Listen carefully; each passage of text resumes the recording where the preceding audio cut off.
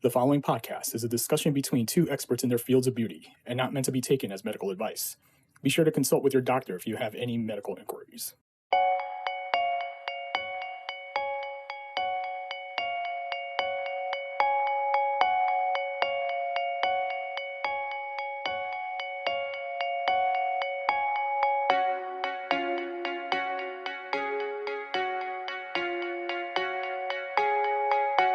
So I'm just going to jump right in here, Kelly. We're just going to talk about all things beauty, but I want to give you a proper introduction. Kelly Ableidinger is the funeral director at Calumet Park Cemetery. And you decided to become a funeral director after losing your father in 2014. We'll talk about that a little bit. You earned your Mortuary Science degree in 2018 with honors, and you're very passionate about not just your career, but how what you do translates into helping patients handle their grief and really doing that. You have a real tremendous amount of empathy for everyone involved in this process. And I think that you, having lost your father, has really helped you kind of understand the grieving process, which is not easy for others to really understand. So thanks for joining. I know you're busy. You're actually working as well as I. So we're just kind of jumping here talking about this. And I think the first thing people are going to ask is, why did you become a funeral director? What made you want to do that? What made me want to do this actually started when I lost my mom first. My mom passed away when I was 19. And when we went to her funeral, her wake, the visitation, she did not look like herself at all. She was very bloated. She looked like double the size of what she normally is. That had a lot to do with like the embalming process. Whoever did it didn't do it correctly. It also had to do with they overfilled her face. They thought that she was a heavier lady, I guess, in life, and they overfilled her face with feature builder. And that picture of her will be in my mind forever. And it's an awful memory that I'm going to have that's in my head for the rest of my life. So that's when it started. And then I went in, my dad passed away about almost 7 years ago. And we went to his visitation and he looked amazing. He looked actually healthier in his casket than he did alive. And so that I was really intrigued by the process of how can one person look so terrible and then the other person look amazing in a casket. And the two, just, I wanted to know more about it. So that's when I got into the funeral industry and I became really intrigued by the whole process. And it all starts from the beginning, from the embalming process all the way to the end of it, which is the last thing that's usually done before someone's in a casket is the future building and the makeup. And that makes a huge difference in the whole process. So let's talk about that a little bit. I'm dealing with people who are awake and alive and all that stuff. But a lot of people don't realize that they care how they look when they're dead, because, you don't want to have this memory of yourself being, withered and sick. You want to have the healthiest version of yourself. What's your feelings about that? What are some of the things that clients tell you that, you know yourself from experiencing this? Yes. So a lot of times, most of the time, when a family comes in, and I've actually, in the time that I've been a funeral director, I've not had anyone that wanted their loved one's casket closed. Most of the time when I'm so passionate about this process of them looking so good, after they pass away, that I put my heart and soul into making sure that they look exactly like they looked in life. So it's a huge deal when a family comes in. I've been in the funeral industry, and I've seen other funeral directors do work to where the family will come in and be like, that doesn't look like him. Can you change something? Can you, make their lips look different? It has to be precise or they will know right away. And it is a big deal. A lot of people will also say that my mom was so vain and she didn't want anyone to see her sick. So we want to have like a family visitation privately so the public can't see her looking sick. So, a lot of people are very vain in life, and they are also vain with their death as well. And so they request. Yeah. So I think that's super interesting how you can, that whole psychology of how we look alive, how we look dead, and how it impacts the loved ones, because they want to have this most vibrant version of ourselves. Let's kind of go feature by feature and kind of talk about that. So if I see someone alive and they're looking older, the first thing I notice is they're losing volume. Tell me how that affects when you see someone who's recently deceased. How does volume play a role in there, making them look, more youthful or more attractive again? Okay. So when we pass away, the first thing that happens is decomposition starts to set in, and emaciation. Emaciation means like the fluids in our body that we typically have, waters, which keep our face looking full, starts to diminish because that's just the process of dying. You become emaciated. So the first thing I see is here in the temples when this starts to sink in right away. So there'll be an indentation right here in the temple area. Also, the lips dehydrate. They are completely dehydrated and they become almost like half the size that they typically are when we're alive. Another place that dehydrates is in the cheek area and under the eyes. And then also the eyelids sink in and it becomes almost like you could see the eyeball form. The formation of your eyeball. So those are the first things I look at. And when I actually have some stuff I brought with me, these are kind of, this is typically what I use. This is, it's a larger than what we would get at your facility. And our builder comes in like bottles like this because we use a lot. So what is in the feature builder? Does it say what ingredients in there? It doesn't give the ingredients, but this is actually a regular feature builder. And then I also have this, which has formaldehyde in it, and it helps prevent decomposition as well. So this one here, it says firming. That means that it actually has formaldehyde in it, and it will actually make the tissue hardened. Okay. Not super, it firms it up. But it doesn't have I looked for the ingredients and it doesn't have it on here. That's okay. But this is We'll look that up and see what. Yeah. So the question is, how many cc's do you put in? Because if someone comes into my office and they want to look younger, like for me, I get 6 cc's, which sounds like a lot, but that's probably nothing compared to how many cc's you're putting in them. Usually I will fill this entire, on a typical person that's been only passed away for like 1 to 2 days after they get embalmed, they also start to lose more because after the embalming process, it dries up even more of your tissues. So if I fill this up, I usually fill this up at least twice to fill out someone's face. So that's 40 cc's. Yes, 40 cc's. For those viewers out there. So that's wow. Yes. So typically I would use probably 20 cc's in the temple area because it dehydrates so much.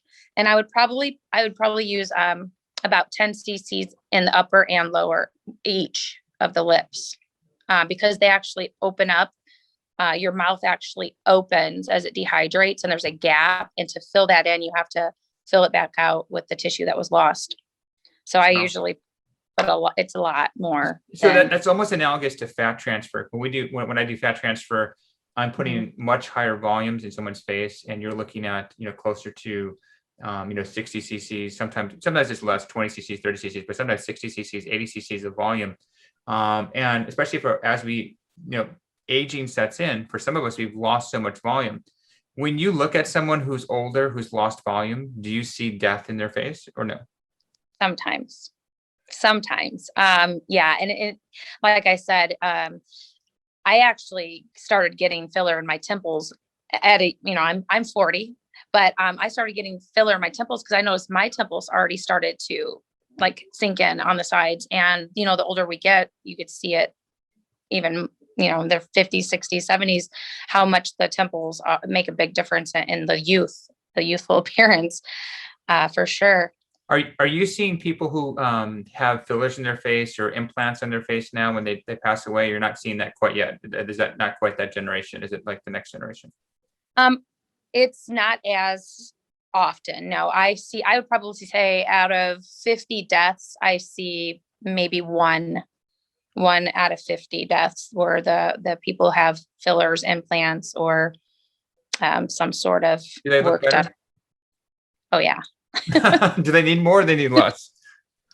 The ones that have been pretty good. So they haven't been overfilled, but I honestly feel like within the next 20 years or so, we are going to start seeing some people who are overfilled. For sure. I'm thinking that's going to be. Let's talk about skin. So in my practice, if someone comes in with skin issues, we're going to work with lasers. We're going to work with peels to kind of even out their skin tone. What happens to the skin when we dye, and how do you adjust that?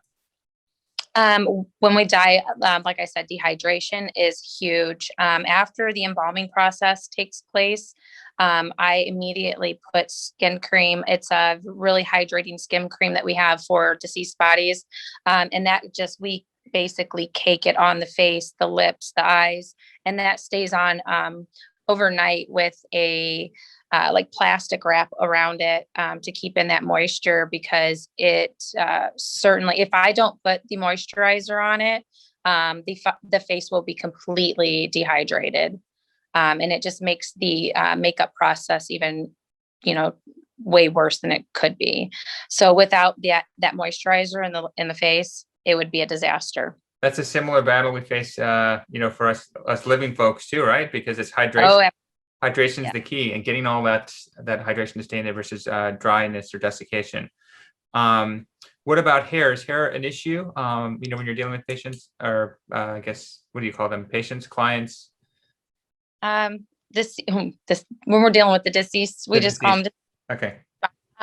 They hair actually changes right away as well, especially if hair has been processed with chemicals.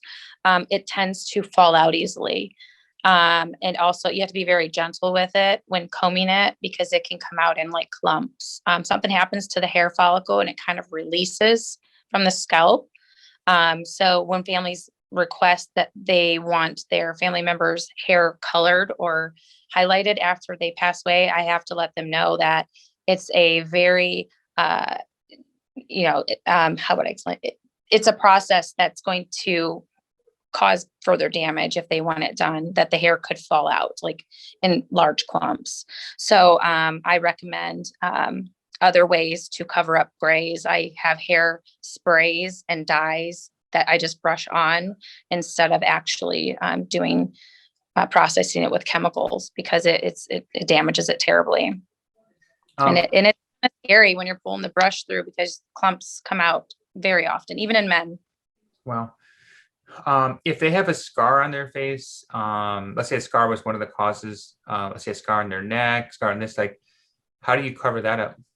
That's what I dealt with today. A gentleman was in a car accident. His head hit the windshield and it caused laceration across his head here. So I actually, when I embalmed him, I took, usually we use thread to sew up the patients, but this time I used a fishing line, clear fishing line, and I sewed it from the inside because he was autopsied. And when you're autopsied, your skull is actually cut completely open, and this can flap all the way forward. Wow. And so I actually sewed his incision from the inside of his skull to, it's like a invisible suture. And then after that, I flip it back. Today I put wax on it. I use a certain wax. It's for the face, for wounds, or for filling in holes that could happen from a gunshot wound as well. And I actually use the wax, works well with heat. So I actually put a blow dryer on it, because usually you're supposed to use your hands, but I use my hands for nothing in this business because germs gets cross-contaminated. So I have gloves on and I use a hair dryer to get the wax warm, and it kind of, it's easier to work with. So that's how we would cover lacerations. Teeth, is that a big issue? Like when people have that, do you have to handle that, or is that to keep the mouth closed? Teeth? Yeah. Do people want to see their teeth, or people say just keep their mouth closed and we're not dealing with that? No, unless they have like buck teeth in life, then we have to kind of keep it the natural look of how they would look in life is how we kind of want them to look in the casket. So if they had buck teeth, we would form it to where their teeth would show, but most of the time, actually all the time, we close the mouth, and I use a suture to close the mouth. And I take a needle through the inside part of your lip and it goes through the tissue. And I actually lift the top part of your lip and go through the nose. And it crosses over and it comes back down. It's hard to explain like through the podcast right now, but it's actually with a suture and I tie it shut so it stays closed. Wow. And eyelids, do they want their eyelids closed, I presume, right? Absolutely. So the eyelids are also protected. They're called eye caps. So when a deceased comes in, that's the first thing we do. We sanitize the face, we open the eyes and sanitize the eyes. And then a plastic cap goes over the eyeball, which helps keep the eyelid closed. And then also it's glued to that plastic eye cap to keep them closed. How long can someone, once you prepare the body, how long will they look like that? Is this like an hour thing, a day thing, a week thing? Body's embalmed, as long as it's in a cooler place, the body usually stays. We've kept bodies up to a month, and after they're embalmed, that they stay looking as good as possible. And of course, the fillers and the feature builders play a huge part whenever we keep them that long. We would probably have to put double the amount that we typically would if they were just here for a week. Usually, from the time we get the deceased until their funeral is typically 7 to 10 days. They usually have a funeral service by then. But if we have to keep them longer, they stay. Do you think when people are looking for a funeral home that they should look at like how they're going to prepare the body more than just like the location or this or that? Because it's almost like choosing a plastic surgeon. Like, people will say, well, I don't know if the location is as important as it is the artist. And when the more you hear about, preparing dead bodies and how much artistry is there. I mean, you see it, you're preparing the skin, you're actually doing plastic surgery on them, with sutures. You're actually hydrating them. It's almost like fillers. It is basically fillers, and all the artistry that's involved. And I've seen some beautiful work that you've done, which, you've showed me these transformations you made are just, there's nothing short of remarkable of how you've transformed, someone who looks clearly dead, almost like we watch a zombie movie, but then when you watch how you transform them, you brought life back in their face, and in many times made them look almost, if not the same, more beautiful than they are.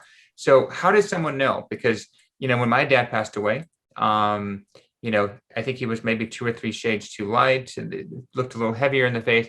How does someone know about this? Is this something that's word of mouth, or is this something that we just need to have more awareness about this?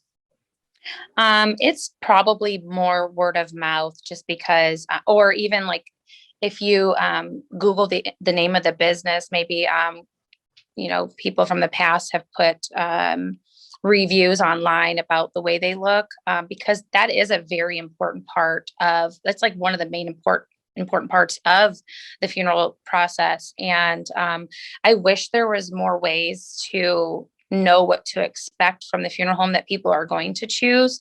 But right now in the industry, you can't post pictures of it or have any kind of proof besides the word of mouth. And it's pretty sad that you just have to take that chance. Yeah, I think it's because when you see the before and after, it's just like in my industry, it's great because if you see something, we want to transform it. Like, well, here's your before, here's your after. That's amazing. I don't know if when clients come in, it's obviously very difficult. They're dealing with such a grief-stricken moment.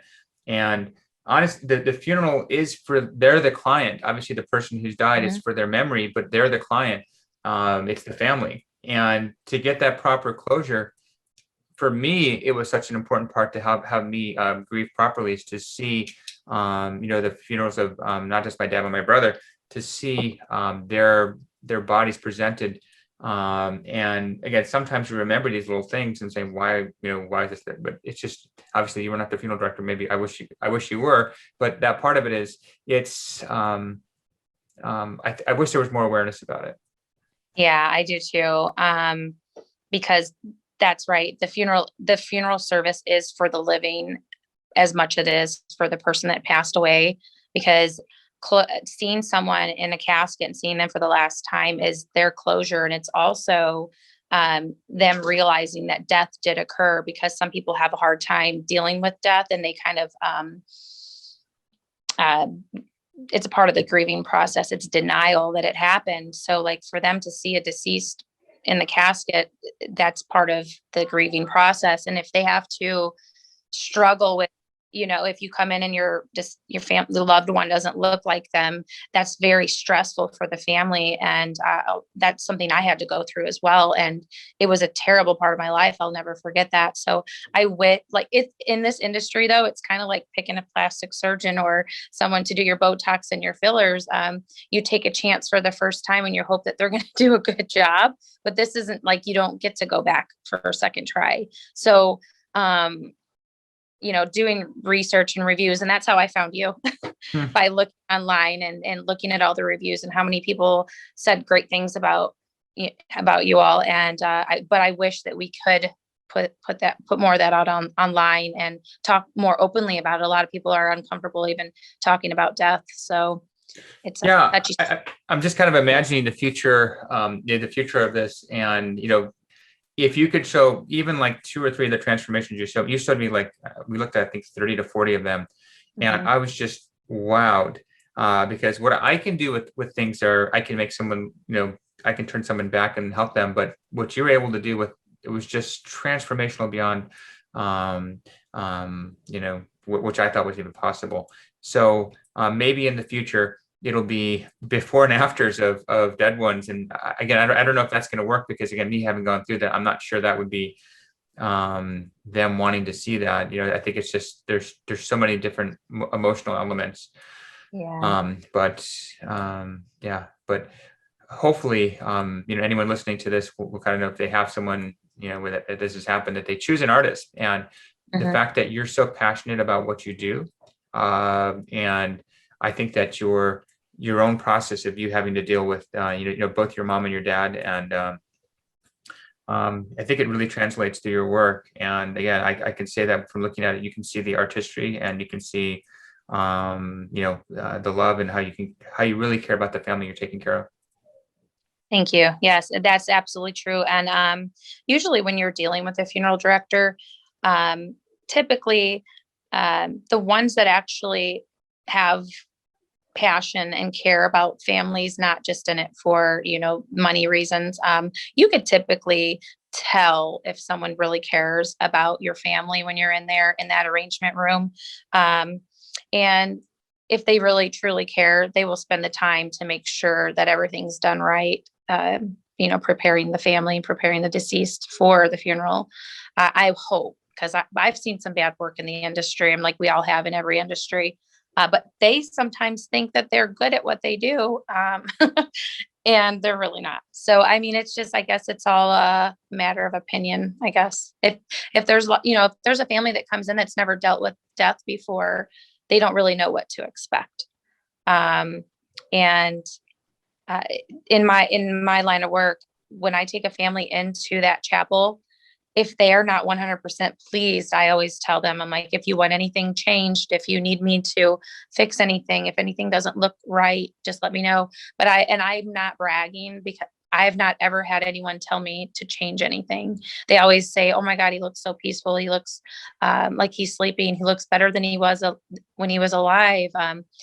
And there's certain features, the feature builder that I use to even make, I can have a person appears, not that they're smiling, but they're not have that sad look or frowning face on their face whenever they're laying there. But there's certain techniques that I've learned that have truly helped. And one of them was Jimmy. He taught me a lot. He was my teacher, and he's really good at these feature building that techniques that we use. So beautiful. I learned from.